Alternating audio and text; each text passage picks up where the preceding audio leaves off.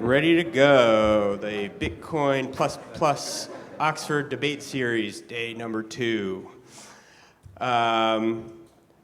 Decided to do brief opening remarks again, but I promise no more American history lessons. I just thought it was interesting hearing people's comments on the first version of these that we did yesterday, and just how different it is from the debates we typically have in Bitcoin, whether those are online or even just like the panel style, and the trade-offs between the two different approaches. And obviously, there's a difference in what the participants have to do. There's a lot more work that you have to do when you are going to be participating in a debate like this, because it's much longer form, and you have to kind of think about the narrative arc of the whole argument that you're presenting. So obviously, very grateful to the participants, but it also asks a lot more of the audience members. You kind of have to do a lot more work to track the arguments, to understand what's going on, because it's not as kind of like quick back and forth addressing single points one at a time. You have to follow along as well. So I like to think of that as an advantage of this format. It forces us as an audience member to think a little bit, work a little bit harder than we otherwise would have, but I think that just makes us all better participants in this ecosystem. So thank you all for also participating. So for today's debate, the motion is ossification is a greater threat to Bitcoin than new upgrades. So ossification is a greater threat to Bitcoin than new upgrades. Okay, and in the affirmative, we have Jameson Lopp, Bitcoin educator and developer, co-founder and chief security officer of Casa. His writings and talks cover diverse topics ranging from personal security to privacy to quantum. And then in the negative, Lisa Nygett. Got that right, yeah? Founding engineer of Base 58, the engineering school built on the Bitcoin standard, longtime block streamer, Lightning Spec contributor, and jet-setting conference organizer of Bitcoin++. So the structure is going to be basically the same as what we had yesterday, but obviously we only have one debater on each side, so there'll be a little bit more time for the opening statements, or for each section, because we won't be going as much back and forth. So opening statements will be 8 minutes each. Rebuttals, 6 minutes each. We'll do directed Q&A again, where I'll probably do some to kick things off and try and poke at some of the topics a little bit, and then we'll let time for some audience, and then closing statements at 6 minutes each. And now, again, this is a competition.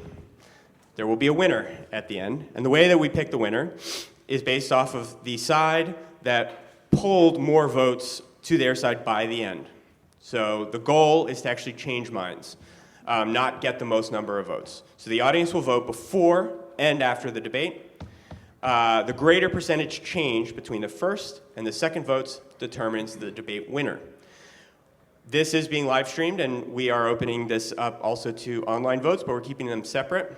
The winner is determined based off of the in-person votes, but we'll be able to see the votes that are going on online afterwards as well.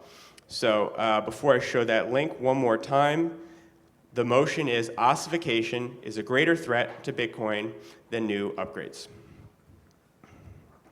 Okay, and you can cut the stream, and I'm going to show the... So, load it up, and let the voting begin. We'll give a couple minutes before we start off. Oh, and as we did yesterday, there's also the bingo cards. We did end up having a winner, although we did not have a winner. So the goal is blackout. So, no blackout this time. No blackout this time, so just a straight line. Yeah, normal bingo. Normal bingo. First person to get normal bingo wins. You can yell it out, but don't yell out anything else. We're going to try and give as much time to the debaters uninterrupted as possible.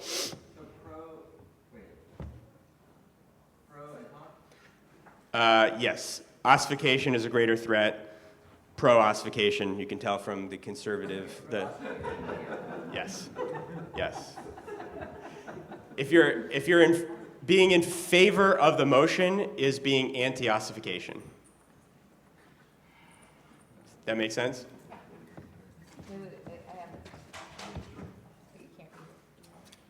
Yes.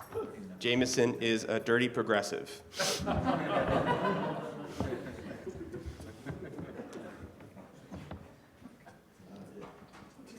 I am an objective moderator here, so despite the suit, I don't, I'm not trying not to take one side or the other.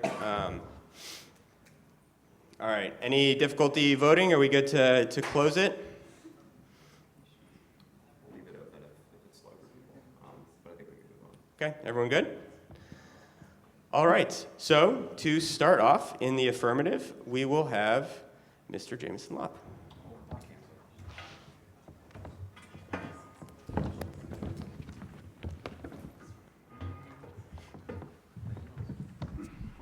Check, check. Very good. All right. Thank you. I am here to argue that ossification is a greater threat to Bitcoin than protocol upgrades. I believe that Bitcoin can only remain vibrant, relevant, and sufficiently decentralized in the long run through the willingness to implement sensible and broadly beneficial protocol improvements in a careful, consensus-driven manner. Ossification, to freeze the progress at our current point in time, is arrogant, ahistorical, and a rejection of the same visionary foresight that created Bitcoin in the first place. Thoughtful, continual evolution is key to Bitcoin's long-term value proposition. And I pose to you that digital gold is superior to physical gold precisely because it is not an inert object. Bitcoin today is 16 years old. It has undergone many consensus changes and upgrades. It's premature to assume that this particular point in time is the ideal stopping point.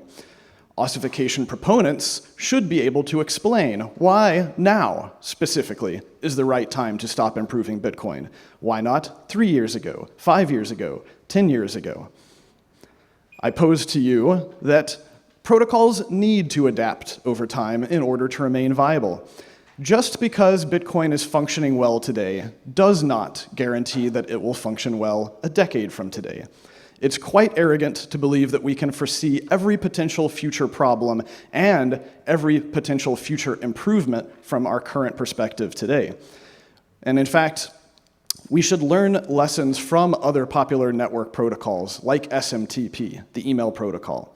If Bitcoin ossifies, then we should expect that developers will build increasingly complex, convoluted, and risky layers on top of it in order to meet the demand for missing functionality. Today, you can survey the landscape of layer 2 technologies that are being developed. Things such as Spider Chain, Collider VM, and even BitVM, which is one of the causes of the recent op return controversy. While we don't want to make Bitcoin a kitchen sink protocol, adding low-level functionality to the base layer can make sense if it significantly reduces the complexity of building functionality at higher layers. Many desirable features, such as covenants, vaults, and payment pools, require base layer upgrades. Building these in a clean way on the base protocol itself, I argue, is far superior to hacky overlays that may be tried to work in by developers that are trying to route around the current limitations. And a base layer that has more building blocks ultimately unlocks a new design space for Bitcoin as an ecosystem. Careful, well-tested upgrades that have been thoroughly debated and have reached community consensus do not undermine the property rights or Bitcoin's core stable money proposition. Rather, these upgrades can enshrine the will of the users instead of overriding them, because users are not forced to take advantage of new functionality if they find it uninteresting. And I believe that Bitcoin has far greater potential than what we have achieved thus far. I view the Bitcoin blockchain as a cryptographic accumulator for a wide variety of systems, many of which have not even been envisioned yet, that will be able to anchor into it. This is another fancy way of saying multi-layered architecture, much like the architecture of the internet itself. And where we are today, we have barely scratched the surface of what is possible. By ossifying today, when it's very difficult to build permissionless second layers, We are hamstringing our developers, and we are significantly limiting the experimentation to find the most valuable uses of this very scarce common good that we call block space. People often say, we don't need to change Bitcoin because we can just scale with other layers. And that would be great if it were true. But we don't have all of the primitive building blocks at the base layer needed to make it easy for our developers to fulfill the vision that we see being propagated as a narrative around social media. Now, historically, it's worth noting, we implemented 3 different consensus soft forks to enable 3 different building blocks at the base layer just in order to create the Lightning Network. Without the functionality that was enabled by those forks, the Lightning Network protocol would be far clunkier and the game theory not nearly as sound. And in the days before those forks activated, those early Lightning developers were building their software under the assumption that they would have that functionality available, because none of them really wanted to build the hobbled version of the network. And there are a multitude of other soft forks that we could implement. Things like sighash anyprivout that have the potential to supercharge the Lightning Network and allow things like channel factories, potentially giving us an order of magnitude more efficiency and scalability. There are forks that we could do to enhance things like privacy with cross-input signature aggregation. There are forks that we could do to create new functionality like covenants that could increase the security of our users who take self-custody via functionality known as vaults, things that enable reactive security, something that is not at all possible today with the current protocol limitations. That reactive security would allow you to recover from catastrophic security failures. And of course, scaling is an ever-present long-term issue and open question. I really like this quote from Greg Maxwell 10 years ago. Greg said, "If the system is too costly, people will be forced to trust third parties rather than independently enforcing the system's rules. And if Bitcoin blockchain resource usage relative to the available technology is too great, then Bitcoin loses its competitive advantages compared to legacy systems, because validation will be too costly, once again forcing trust back into the system. If capacity is too low and our methods of transacting are too inefficient, then access to the chain for dispute resolution will be too costly, once again forcing trust back into the system." I think that scaling sovereignty by taking advantage of technological progress is basically a freebie. It's an improvement granted to us by the aggregate results of all human civilization and ingenuity. And to throw that gift out the window is tantamount to shooting ourselves in the foot. The decentralization of verification, this was an inherent part of the block size war debate, and that's only one part of the story. Decentralization of economic actors, I argue, is at least as important to the long-term success of Bitcoin. And I think that we should remember it's not the will of the absolute number of nodes that determines consensus in the future of Bitcoin, but rather of the economic majority of nodes. And these economic actors include everyone from individuals to miners and transactors, custodians, and corporations. With Bitcoin as it is today, a maximum of, depending upon your assumptions, maybe 100 million people or entities around the world can access the fundamental properties of Bitcoin.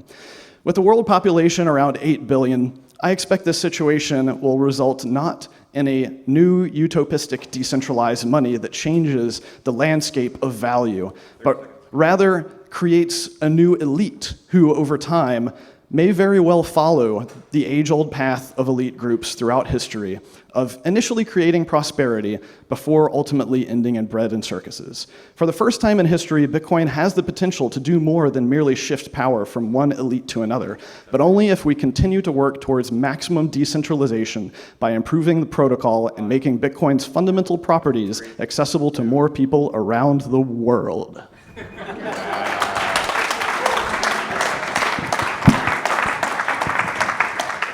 Beautiful. All right. And now, to argue the negative, we have Lisa Nighet. Hello, everyone.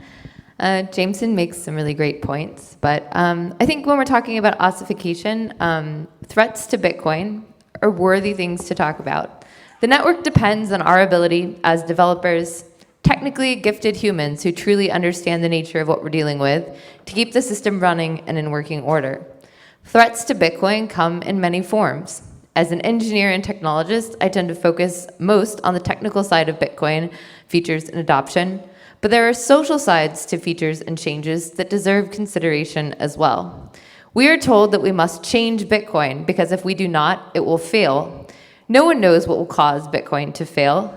We must not give in to fear in the face of obvious and continued success and adoption, to be hasty about making changes that are good enough instead of ones that aim to simplify and cut through to the heart of increasing Bitcoin's ability to be decentralized, a peer-to-peer value exchange.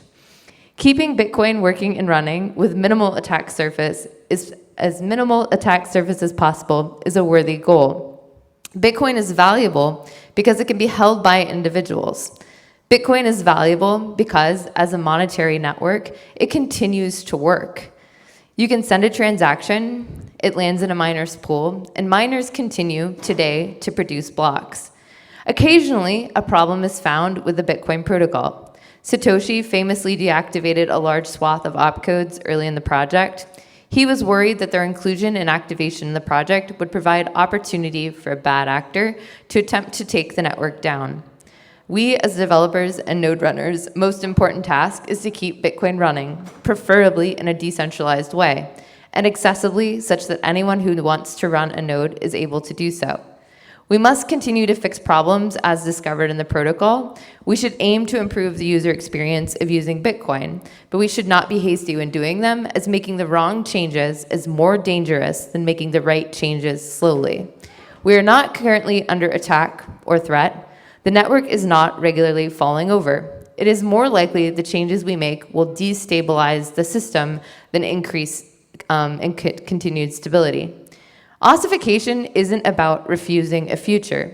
It's a commitment to the core values that makes Bitcoin one of the strongest monies in the world. It's saying yes to building a strong foundation for decentralization and peer-to-peer monetary exchange. Anytime you change a working system, you risk breaking something. The obvious breaks are in the code or creating a vulnerability that allows for Bitcoin as a network to be knocked over or for funds to be taken without permission. But there are other breaks that you could make in the social contract, and those are ones that we should avoid. It is our duty as developers and engineers to maintain the system in working order. This means running nodes for ourselves, making decisions about what is valid in the protocol and what is invalid, and working as Bitcoiners, technical and non-technical alike, to run nodes and miners to provide redundancy and support to the propagation and storage of block data. Making changes to this working system is no small feat. It should not be taken lightly. It should not be embarked upon without a clear understanding of the goals that we are attempting. There are risks associated with updating a moving system, one that has been adopted, one that has become infrastructure. Ossification is not an adherence to defaults. It is a commitment to the users of the system and their understanding of how the system does and should work. It is making the system more predictable and easier to maintain and reason about. No one who wants Bitcoin to succeed would have the courage or the short-sightedness to stand up and defend their assertion that ossification means we don't patch problems. So what does ossification really mean? If bug fixes aren't upgrades, what are? The real debate here, I think, is what classifies as a new upgrade versus what is a change that will refine or simplify an existing process. Trying to change Bitcoin is dangerous and difficult, especially when the proposed changes require a reimagining of the use cases and contract underlying Bitcoin. We should rightfully be cautious and suspicious of projects that aim to reimagine the uses of Bitcoin in their own image or in the image of a system that was designed to work for their own profit. Imagine buying a car and then later receives an upgrade and becomes a boat. Do you live near the water? How useful is it to you that your car can now travel through water?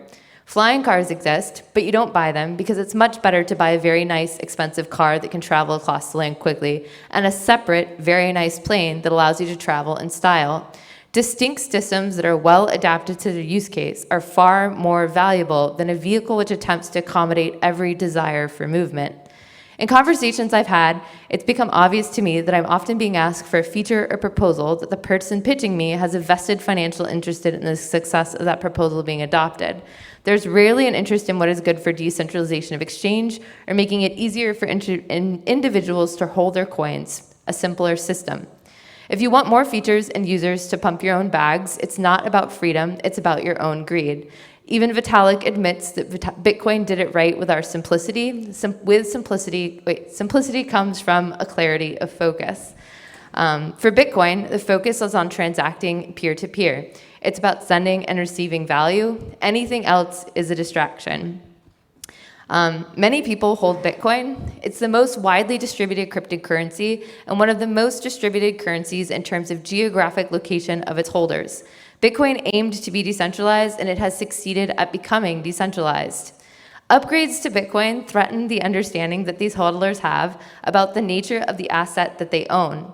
As currently written, the Bitcoin protocol is a contract that specifies what is valid and invalid, and every node on the network agrees to uphold and maintain those rules of validity. As we talk both amongst ourselves as well in the wider community about the changes we like to make to what is valid and invalid in Bitcoin, we put the harmony of the network at risk by asking nodes to not only consider the changes we like to make, but to actively update their software such they're now enforcing new rules.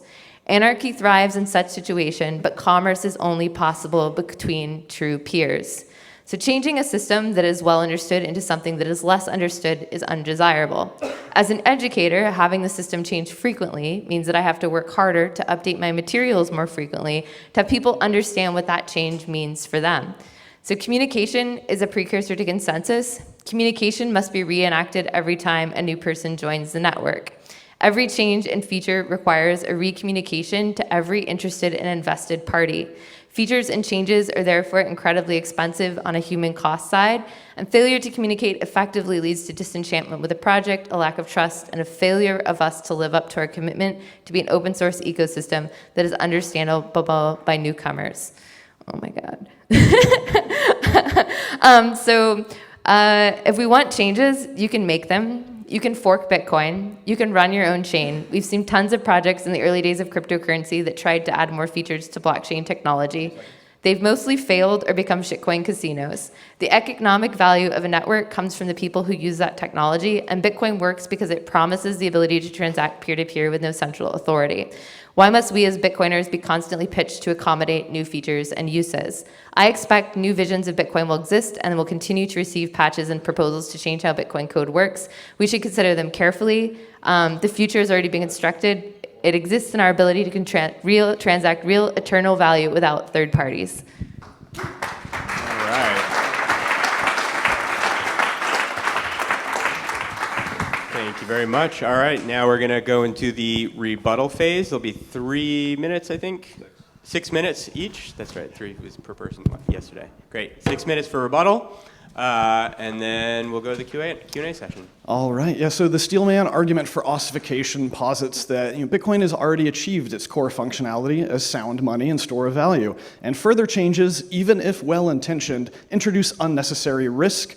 And those risks could undermine the very properties that make Bitcoin valuable. By ossifying the protocol, we ensure that Bitcoin remains a trustworthy, decentralized, and immutable system for the long term, right? It's true.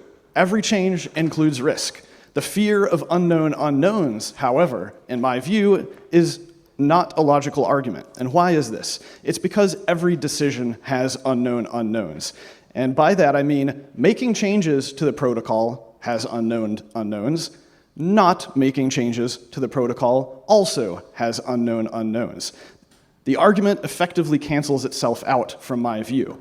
I believe that the way that you come to a solution to this predicament is through understanding that vigilance is key. And the anti-fragility of the protocol only is ensured through the continued vigilance of people who are watching the network, people who are maintaining the code, and people who are incentivized to keep this system running. And as we know, there's a few $1 trillion on the line, so I think the incentives are there. It's also true that complexity creates risk. This is why I believe that changes to Bitcoin's base layer should be performed with the goal of reducing complexity in higher layers of software by providing more powerful primitives that are safer for developers to use and easier for them to reason about, rather than having to go off and create a bunch of convoluted game theory that is risky in its own right. Another issue that I have with ossification advocates is that the world in which Bitcoin operates will never ossify itself. The world will continue throwing new problems at Bitcoin, and if Bitcoin cannot adapt to solve them, then we should expect hacky and most likely centralized solutions to be bolted on top. And we can learn lessons from what has happened to other network protocols.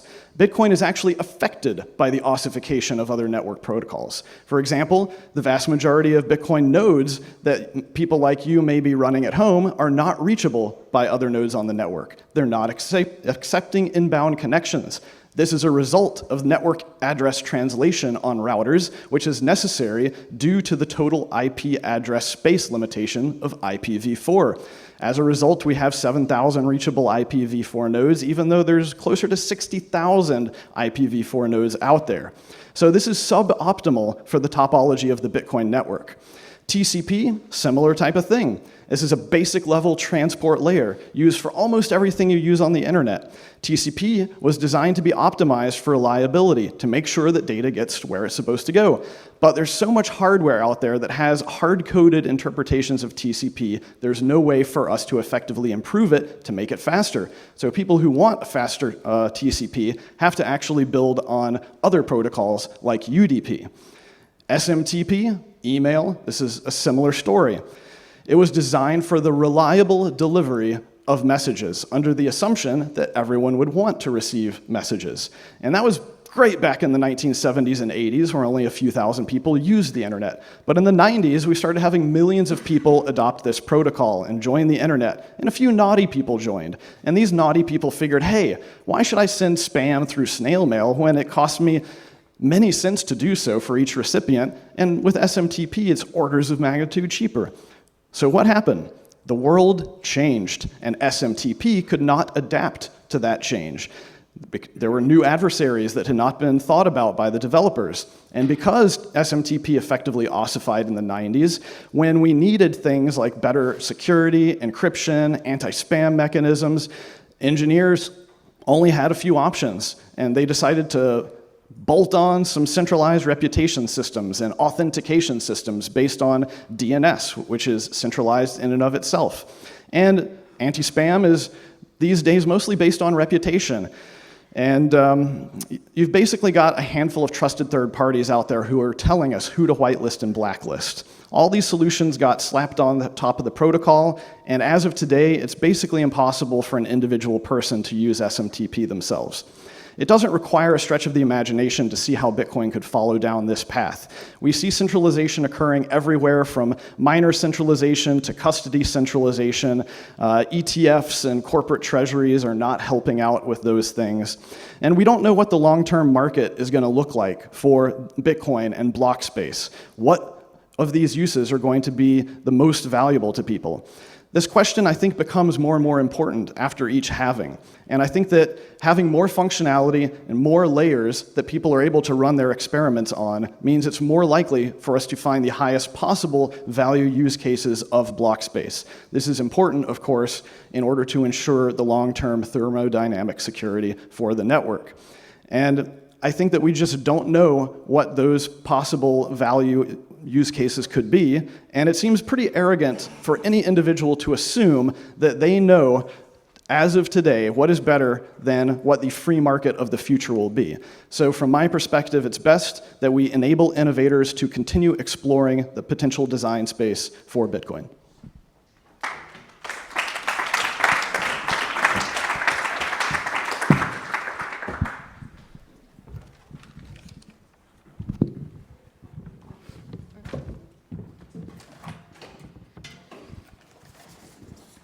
Okay.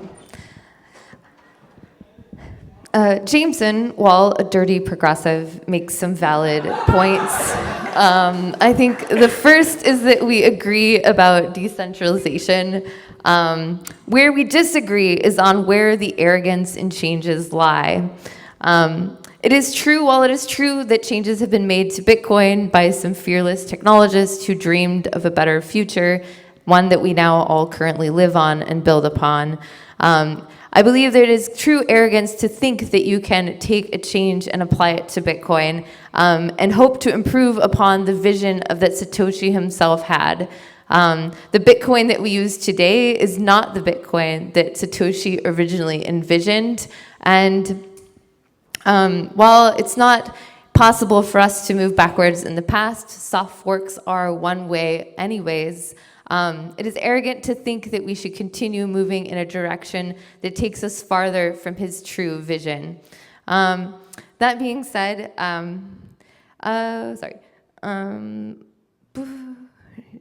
we've already achieved much with Bitcoin as it is. Bitcoin is the most adopted cryptocurrency currently in existence. Back when we were making more changes to Bitcoin, the number of stakeholders and hodlers was a more technical developer audience in general. Now it is widely held by institutions, by grandmothers, by shitcoin traders looking to make a quick buck. If we change Bitcoin, it is our arrogance that threatens the social contract and expectations that these users have of the assets that they are holding. What responsibility and arrogance do we have to maintain the system as it is working and continuing to process transactions and not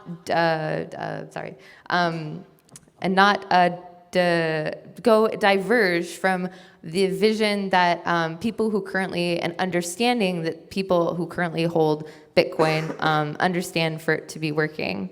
It is true that we have changed in the past to accommodate new layers. These new layers now exist, and these layers are already being built. If we do nothing with Bitcoin today, we make no further changes, BitVM will continue to be developed, BitVM will continue to be pushed out. There are new projects that are currently being in development, such as Collider VM, which is another way of doing covenants.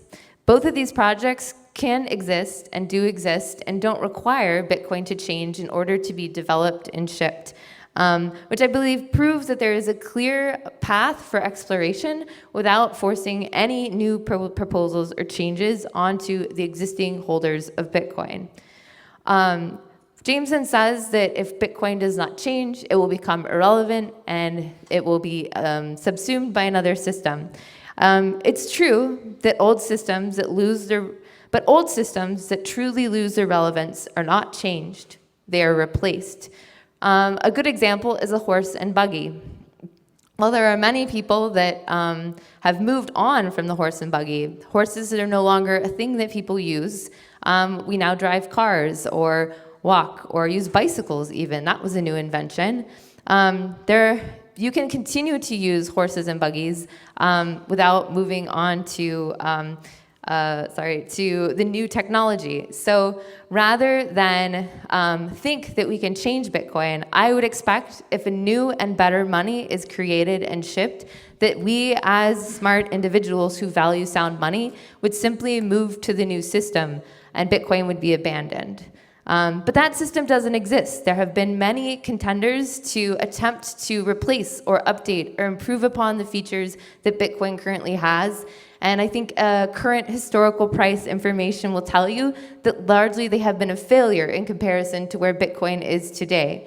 Bitcoin is a simple system. It continues to transmit value from one period to the next. And it's across a wide swath of individuals, not just developers, who have the power to change their nodes. We have a contract not only with ourselves and our ability to exchange Bitcoin peer-to-peer, but also with the hodlers who don't have the technical ability to interact with their node and maybe understand the changes that we're proposing to keep their money as sound as our own. If we're missing building blocks, what blocks are we missing? Okay, thank you.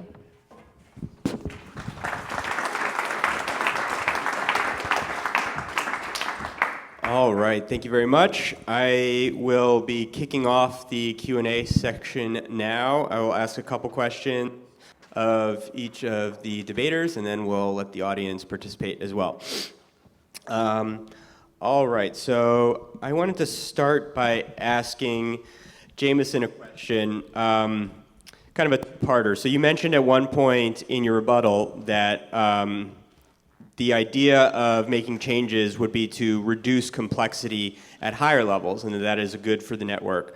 But couldn't you argue that this is what Ethereum does and did, and isn't that one of the ways in which it went astray, as Vitalik recently himself admitted, in terms of the complexity that they added to the base layer? And do you see any risk of that in Bitcoin, in making Bitcoin changes? And then the second part of the question is, it's great in theory to talk about making changes, but is there a limiting principle to that? At what point is a change bad or good?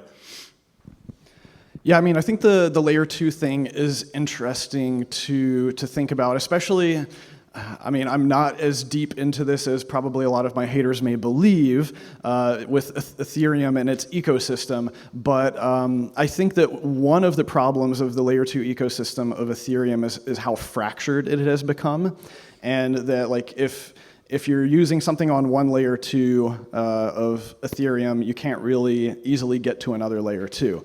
And from what I've been seeing, the way that the layer 2s have been evolving within Bitcoin is that there's a concerted effort for the layer 2s to be Lightning compatible. So we basically already have these trustless bridges between the layer 2s. So I could envision that creating an ecosystem of layer 2s that rather than fracturing are actually still sufficiently compatible with each other that people can hop around without going through like trusted third-party bridges, which is another major problem on a lot of the EVM setups. So, this is a very complex thing to talk about, especially at a vague high level. What is good, what is bad, that is part of the consensus process. And it's not up to me to judge what is creating too much complexity, what is creating enough new functionality and utility versus the amount of risk that may be inherent to it. And so that's why, especially for consensus changes, we end up having multi-year processes often. And of course, right now we're in uncharted territory. It has never been this long of a time before when we did not have some sort of consensus soft fork activation that was actually really on the table. Even you could actually argue that right now we're too fractured amongst many different proposals, and we don't have sufficient drive and velocity behind one of them, and that's perhaps one of the problems that people are, or at least the developers are almost too motivated and going in different directions in order for us to find rough consensus for something. Great, thanks.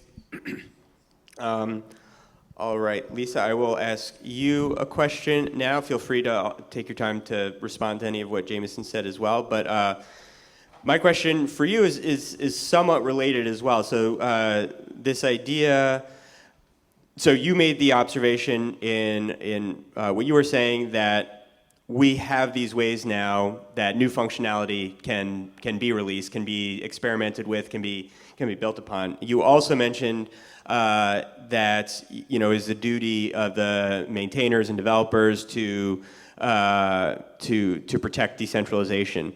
Now, what about the idea that some of these workarounds to do these things without an upgrade to the protocol actually harm decentralization or are inefficient or harmful to the overall health of the network? Sorry, could you repeat the last part? Sorry. So the idea that that some of the workarounds that people are coming up with, like the BitVM having to publish these things off mempools, so these workarounds that exist, and maybe there's going to be other ones that are going to be developed as well. Yes, we can build them in other ways without requiring soft forks, but if those workarounds are actually harmful to the decentralization or the overall health of the network. Yeah, I think that's a good point. I think that we have yet to see one of these projects become that point of harm to the network. I think the idea is that Bitcoin since you're not making changes to the base layer of Bitcoin, Bitcoin can continue to operate and exist as it is, with miners making blocks and users sending transactions to each other. I think if anything, the risk of bringing more complexity into the base layer instead of keeping it on these other layers is that if it gets to the point where those systems are too complex to exist, it's why don't they go make their own project independent of Bitcoin? What about those projects like BitVM or ColliderVM necessarily needs to involve Bitcoin at all as a system to transact Bitcoin from peer to peer? And if their existence on the network is making it such that Bitcoin itself is untenable, then it seems like Bitcoin may have failed. So I think if you get to the point there, it's like, what changes can we even at the protocol make to protect Bitcoin if we're not at the point where it's protected already? There have been a lot of protocols in the past that have attempted to harm the network or introduce more meta protocols, et cetera, data into the blockchain. My understanding is we haven't really made many changes, for example, for like how inscriptions work, for example. And Bitcoin continues to exist. People continue to transact. The biggest impact has been the cost at which it is to transact on the network. But overall, I think that Bitcoin has a solid foundation. And if there are any problems to the network, I guess I'm saying like, things that Bitcoin changing to prevent itself and to keep the network healthy is something that we should expect to see. Things that we introduce to add new features to Bitcoin, I think, are really where the threat comes in to destabilizing the network. All right. It's kind of all related, but so this question, Jameson, this is a bit, I don't know, I guess hypothetical, but so you kind of alluded to this. We haven't made a change. This is the longest period of time that we haven't seen any sort of soft fork. We haven't made a change. So one could argue that maybe we are already at ossification and that we're seeing now that this, even just policy changes are hard to get through, which don't even need consensus. This op return proposal was made 2 years ago. It got closed down. We're trying it again. And the community ecosystem just kind of blows up around it. So I guess part of the question is ossification inevitable anyway once the ecosystem gets to a certain size? Is there a time when it's therefore okay to be ossified, and so we're just trying to get in the right changes before we get to that point, like we did with some of the Lightning changes? And if ossification is a danger, then that means it's a bad thing. If we're already ossified, does that mean, you could say that Bitcoin has already lost? If we're already ossified, that the game is lost. And if it doesn't mean that Bitcoin's lost and we might be ossified, then isn't it better just to play it safe? Yeah, so we only have 30 to 40 years of experience, of history, watching network protocols and observing them and trying to understand, what are the actual physics of these things. In network protocols, something that humans really just started designing recently. And it seems to me that ossification is inevitable for any network protocol that gains sufficient adoption. It's almost like a physics problem. The coordination of the actors amongst the network grows impossibly more difficult because the network kind of gets crushed under its own weight. So yes, it's inevitable. I don't think there's any optimal point at which any network protocol you would want to ossify, because there's always room for improvement. But it's a question of how many improvements can you get in before that happens, because once you reach the point of no return, that's when you have to start bolting on other hacky systems that can have unintended consequences, centralization. And I want to be clear that I don't think that Bitcoin is going to die or fail or cease to exist as a result of ossification, but rather that the nature of Bitcoin and how it is used, and perhaps the game theory, because of a change in the cohorts of the participants, result in just Bitcoin changing and perhaps not being as sovereign for individuals. All right, this is the last question I have before we hand it off to the audience. Lisa, at one point in your opening statement, you talked about that the benefits of ossification can be a benefit to users just because of the extra costs that it otherwise would impose for them to be upgrading their nodes to support these new features. So first off, isn't that's the advantage of the soft forks, that you can keep on running your node and don't have to worry. If you don't care about the new feature, you don't have to upgrade.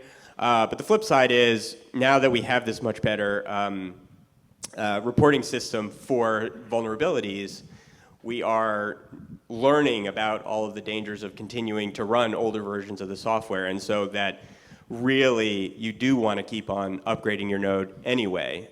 So is that really a cost then that we should be worried about imposing on users if they should be upgrading anyway to keep their funds and their nodes safe? That's a great question. So I believe it is, we're already expecting users to upgrade their nodes in order to patch known vulnerabilities that could knock their nodes down out of the network, which if enacted at scale would cause the entire network to go down, basically. I think that there's an interesting kind of similarity here to how Ethereum would force its network to upgrade when they realized that they wanted to do the merge, which I like to say is a great marketing term for making the biggest hard fork your network has ever seen. You call it a merge instead of a fork. The way that they introduced this is they started something called the difficulty bomb, which basically made it such that miners had to update to the next layer, the next version. Basically, it was holding a gun to the miner's head and saying, you must update before this block, otherwise you will not be able to mine anymore on Ethereum. So they basically built a suicide switch into the upgrades. I think that sort of forced upgrades on users, so tying feature updates to vulnerability patches, for example, is a great way to really cause the developers, the arrogance of the developers and their desires to be pushed out across the network. And that gives developers, I think, oversized power for the users of the network. Great. Thanks very much. All right, we got time for maybe about 10 minutes of questions.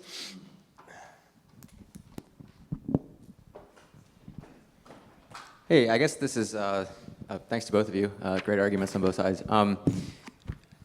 Yeah, I guess this is a question for Jameson. Why, if we ossify, and so this is a free market, right? If we ossify, and that starts to hurt Bitcoin's value, presumably because it's doing something that that makes things harder, right? Wouldn't Bitcoin just fork to a newer version, and the market would say, oh, this newer version is better because it leads to better features, which will lead to a network that has a higher market cap. So wouldn't we just have a fork war, and whichever one happens to be more valuable is the one that wins, because we live in a free market? Optimistically, theoretically, but once again, I think it's ahistorical. I don't think that Bitcoin ossifying and perhaps you could argue like becoming weaker or more brittle in certain attributes of the network necessarily means that the value of the network goes down. I think it is entirely plausible that the value of Bitcoin continues to go up, even as very important attributes of the network are eroded. Let's once again, look at SMTP. Look at any of these network protocols that, from a number of different perspectives, have become worse over the decades. 20, 30 years ago, you could run your own email server. You could reliably get your messages to where you wanted them to go. Do that today, you're going to get blackholed, blacklisted, even if you try to follow the rules. If you don't have a sufficient team of people to help you with reputation management, you are effectively going to be on your own network of one when it comes to email. So email what most people would say is one of the most highly adopted network protocols. Like, we all use email, right? Well, actually, no, we don't. We use trusted third parties. 95% of email is captured by about 10 gatekeepers. And so, yeah, from one perspective, email is a massive success. From the sovereignty perspective, email is an abject failure. Yeah, it sounds like Luke has taken Satoshi's vision for Bitcoin and arrogantly added a new feature to it, which would be allowing your node to continue running after 3 years. I don't know what Satoshi would say about that, but I don't think he would be particularly happy in that it seems to enforce that was not bingo. Enforce the what do you call it? Enforce something users basically to continually reassert their participation via updates. So that's what I think about that. Hey, I have a question for Jameson. Something Nifty talked about a bit is the specific risks that can happen from bad changes. Can you speak to the specific danger of ossification and why that's a dangerous thing?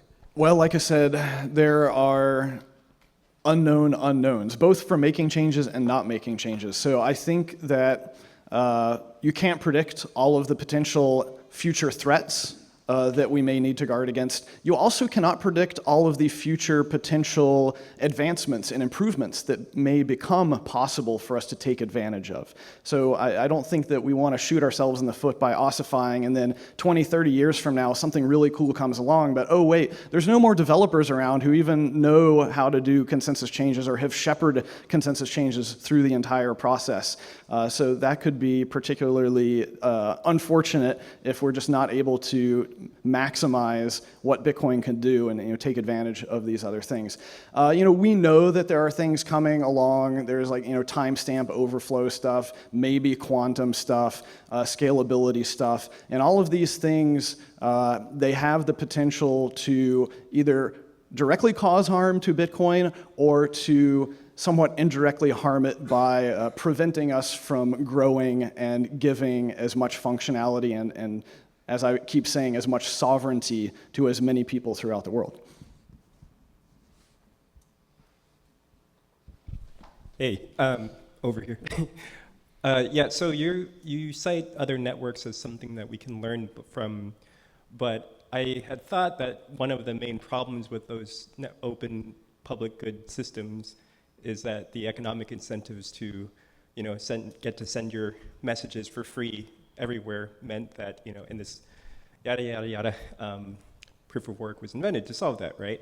So isn't it kind of important to, more important even, to get the economics and the money use case really down pat and then build networks on top of that? It seems, rather than looking at the networks as something to emulate in terms of the mistakes that they make. Well, yeah. I mean, anything that has potential economic impact, for example, block size changes, anything that can, even anything that can improve the ability of what people can do with their Bitcoin can have second order and unintended side effects, right? Adding some new functionality, if that becomes extremely popular and it's unanticipated, then just due to the fact that Bitcoin is a shared common resource, that can unintentionally push other people out of the system from an economic point of view. Some of these things are intractable problems, and I believe, once again, as I've said several times, as new cohorts continue to come in, especially as wealthier cohorts and institutions and enterprises come in, it's entirely possible for them to start using Bitcoin and essentially price out all of the plebs. So this is it's an ongoing challenge, and the short version is that yes, I think you do have to be very careful about the economic aspects of it, and this is why I think the scalability question ultimately needs to be, what are we really trying to target? Who are we really trying to get sovereignty to? Because there is no layer 2 system that can provide the same security model to anyone as layer 1 Bitcoin. All right. There was a couple to James. Do you want to respond to anything before we go to closing statements? Yeah, I just wanted to respond quickly to one point Jameson make about how it's complex to talk about what the requirements might be for these secondary systems or what building blocks they would need. And maybe just reiterate that simplicity comes from a simplicity of purpose, which is being able to transact peer-to-peer in a decentralized manner, as Satoshi set out in his white paper. All right. Thank you, everyone. We will now move on to the closing statements. Starting with Jameson. All right. So what's the takeaway from all of this? I believe that ossification is tantamount to complacency. Yes, we all agree Bitcoin is great, but I do not agree that Bitcoin has reached its pinnacle. I think that complacency is one of the greatest threats to Bitcoin. We must not rest upon our laurels. Technology is deflationary by nature, and Bitcoin's consensus rules should prioritize safety and keeping the system decentralized in as many aspects as possible. This includes not only node operators, but also users of block space. Because after all, if someone is priced out of using block space, they are most assuredly not going to run a full node. I think this quote from Napoleon does a pretty good job describing the analysis paralysis that can lead to ossification. The torment of precautions often exceeds the dangers to be avoided. This, in effect, is the innovator's dilemma. That is to say, we have been so successful, we have gained so much adoption, that now we start to be afraid that if we continue innovating, we might take a risk and we might go backwards due to harming the network. On the other hand, do we stop innovating? Do we remain content with what we have today? Because by stalling innovation, we might ultimately lose dominance if some other entity comes along that doesn't have anything to lose and innovates past us, eventually taking market share from us. As I see it, you're either optimistic that Bitcoin's game theory is sound and the network is anti-fragile, or you're pessimistic that Bitcoin's governance is brittle and the network is fragile. One of the most dangerous narratives that I believe keeps coming around in the context of this entire issue is number go up. Similar to what I responded to Chris earlier, I think it's entirely feasible that number continues going up even as the various attributes of Bitcoin become eroded, due to centralizing forces if we don't remain vigilant and continue to fight against them as they arise. Proponents of number go up will keep pointing at the exchange rate and claiming, everything is fine, we're all getting rich, don't rock the boat. But this, once again, is complacency. I think that we should remain focused on the issue of individual sovereignty. The question should be, how do we maximize the number of people who are able to use Bitcoin without trusted third parties in a permissionless manner, without disrupting the game theory and economic forces that have kept the system sound up until this point? What do I think we should do about that? Obviously, support permissionless innovation on other layers, encourage more participation in the Bitcoin improvement proposal process, preserve the philosophy of careful, thoughtful, and cautious soft forks, and perhaps more funding for a variety of even crazier research and development projects to continue to explore what's even possible with this magnificent thing that we call Bitcoin. Those who wish to continue striving to improve Bitcoin should ignore the ossification extremists. Ultimately, this is a permissionless space, and no one can stop you from contributing to Bitcoin. The world is not going to stop evolving, and we have to ask ourselves, do we want Bitcoin to evolve along with it? Do we want to adapt it so that it continued to thwart new and unforeseen threats? Do we want to take advantage of technological advances? Or do we want to risk Bitcoin losing sight of its original vision as peer-to-peer electronic cash?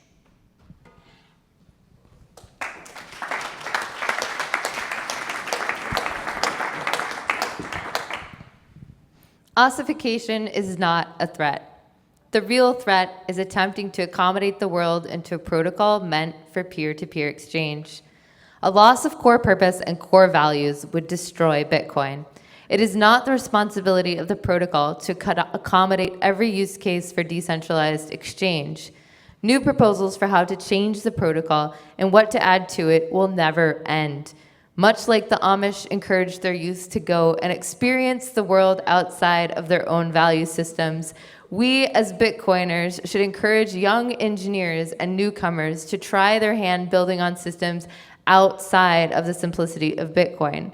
They can build and learn and lose money and make mistakes in ecosystems that have different purposes, like being a world computer or a privacy coin. They can add their work and their value to those projects and see what impacts their ideas have on the world elsewhere. The Amish update themselves on a much slower arc than any other society. They allow their children to dabble in shitcoinery as youth, but they do not bring it home. Too may Bitcoin developers dabble in shitcoinery and meta protocols, but they must not bring this into the simplicity of Satoshi's vision. Much like Vitalik has recently realized, I think that they will find that they have missed the simplicity of what Bitcoin's singular focus offers. That is not to say we mustn't consider updating Bitcoin to be more robust. Changes have and continue to be made to Bitcoin, but ones that ensure its ability to survive and the simplicity of its use.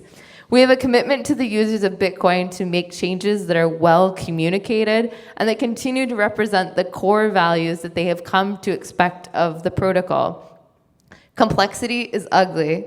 The only way to ensure simplicity is through taste and competency.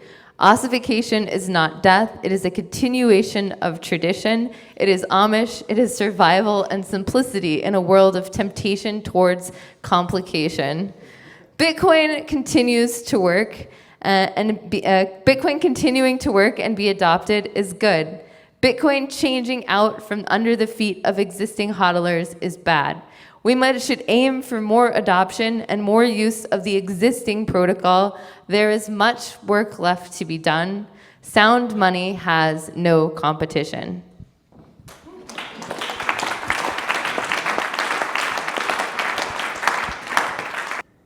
There we go, in-person voting. Okay, so motion, ossification is a greater threat to Bitcoin than new upgrades. So to reiterate in human readable terms, I guess, the affirmative side believes that ossification, the resistance to change and the inability to adapt, pose a greater long-term threat to Bitcoin, was Jameson's side, than the risks associated with new upgrades. Lisa's side, the con side, the opposing side believes that new upgrades with their potential for unintended consequences, centralization pressures, and increased attack surfaces are a greater threat to Bitcoin than ossification. So pre-debate, we had 18 votes for, 7 votes against, 6 votes undecided, 58%, so the majority was on for. Post-debate, we had 15 votes for, 58% stayed the same, against was 38, and undecided was 4%. So for stayed steady, against gained the most, and undecided went down, so against wins.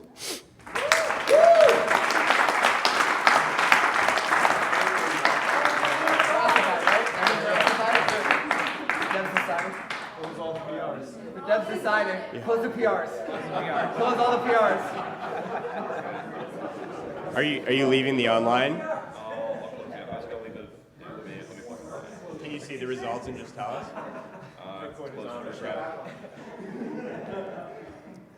Online voting. Oh, nobody participated. Oh. They left by the end too. The 2 people. All right. Well. Thank you, everybody, for participating in the first ever Bitcoin Oxford Series debates. We hope to have many more if our benevolent dictator of the conferences keeps them coming. But yeah, thank you, everyone.